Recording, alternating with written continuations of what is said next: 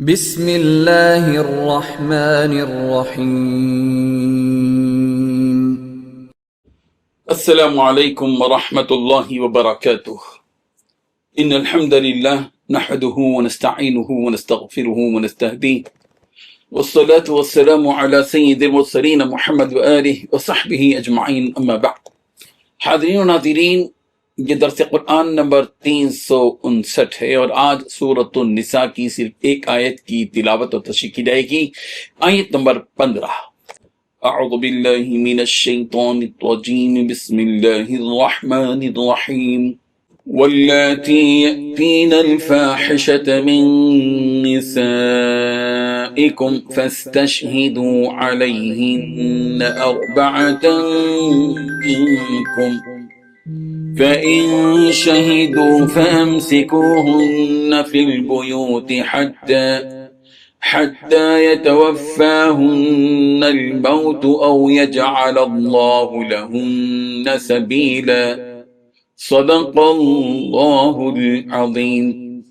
لفظی ترجمہ یوں ہے، واللاتی، اور وہ جو، یأتین الفاحشہ، کریں بے حیائی کا کام، من نسائکم، تمہاری عورتوں میں سے، فاستشہدوا، تو تم گواہ ٹھہرا لو، علیہن، ان پر، اربعۃ منکم، 4 مرد اپنے میں سے، فإن شہدوا، پھر اگر وہ گواہی دیں، فامسکوہن، تو انہیں بند رکھو، فی البیوت، گھروں میں، حتی یتوفاہن الموت، یہاں تک کہ انہیں ختم کر دے موت، او یجعل اللہ، یا بنا دے اللہ، لہن، ان کے لیے، سبیلا، کوئی راستہ۔ ترجمہ یوں ہے، مسلمانوں، تمہاری عورتوں میں جو بدکاری کا ارتکاب کر بیٹھیں، ان پر اپنے لوگوں میں سے 4 اشخاص کی شہادت لو، اگر وہ ان کی بدکاری کی گواہی دیں تو ان عورتوں کو گھروں میں بند رکھو یہاں تک کہ موت ان کا کام تمام کر دے، یا اللہ ان کے لیے کوئی اور سبیل پیدا کرے۔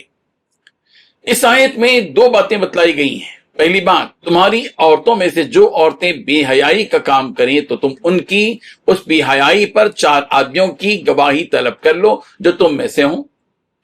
دوسری بات، اگر وہ 4 گواہ اس عورت کی بے حیائی پر گواہی دے دیں تو ان عورتوں کو گھروں میں روکے رکھو یہاں تک کہ اللہ ان کو موت دے یا ان کے لیے کوئی راہ تجویز فرما دے۔ بزرگان محترم، زنا بہت بڑا بھاری جرم ہے، یہ سماج کے لیے ایک زہریلا عمل ہے۔ اس فحش کام سے زندگیاں اجیرن اور خاندان تباہ ہو جاتے ہیں۔ جن عورتوں سے ایسی بے حیائی کی حرکت سرزد ہو جائے تو اس سلسلے میں کیا کرنا چاہیے؟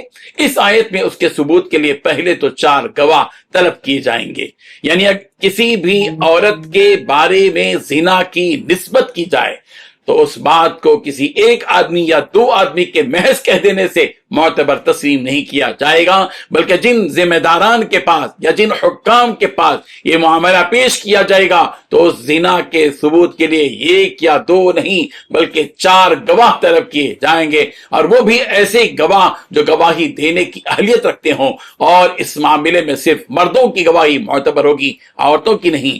کسی بھی عورت کی طرف زنا کی نسبت کرنے کے سلسلے میں شریعت نے سخت شرط لگائی ہے، اس لیے کہ یہ عورت کی عزت و ناموس اور خاندانوں کے ننگ و عار کا مسئلہ ہے۔ اس لیے پہلے تو یہ شرط لگائی گئی کہ 4 گواہ ہوں اور وہ بھی مرد ہوں۔ ظاہر ہے کہ یہ شرط بہت سخت ہے۔ اس شرط کی حکمت یہ ہے کہ بعض مرتبہ عورت کا شوہر یا اس کی والدہ یا بہن ذاتی دشمنی کی وجہ سے اس عورت پر خواہ بھی الزام لگا سکتے ہیں، کہیں الزام نہ لگا دیں، یا دوسرے بری نیت رکھنے والے لوگ دشمنی کی وجہ سے کسی عورت پر الزام اور تہمت نہ لگا بیٹھیں۔ اس لیے اس معاملے میں 4 افراد سے کم کی گواہی کا اعتبار نہیں کیا گیا۔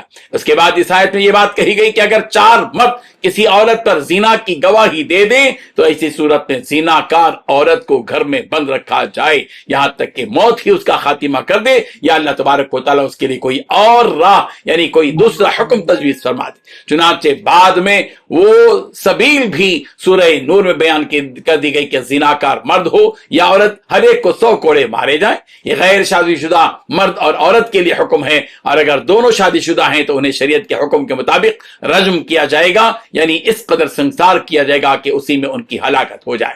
اس آیت میں زنا کرنے اور اس پر 4 افراد کی گواہی ملنے پر جو گھروں میں محبوس کرنے کا حکم تھا، یہ سورہ نور کی اس آیت کی وجہ سے منسوخ ہو گیا، جس میں باقی یعنی غیر شدہ شادی کے لیے زنا کا ثبوت ملنے پر 100 کوڑے اور سیبہ یعنی شادی شدہ کے لیے رجم یعنی سنسار کا حکم دیا گیا۔ سورہ نور میں اس بات کی بھی وضاحت کر دی گئی کہ لم یأتوا بالشہداء فاولئک عند اللہ هم الکاذبون، اگر کسی عورت پر کوئی زنا کرنے کی بات کہے اور اس پر وہ لوگ 4 گواہ نہ لائیں تو اللہ کے نزدیک وہ لوگ جھوٹے۔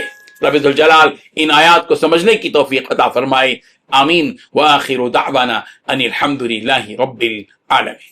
ڈیلی درس قرآن کو سبسکرائب کیجئے، اپنے تاثرات اور مشورے ارسال کیجئے اور متعلقین کے گروپ بنا کر انہیں روزانہ درس قرآن بھیجیں اور اجر ثواب پائیں۔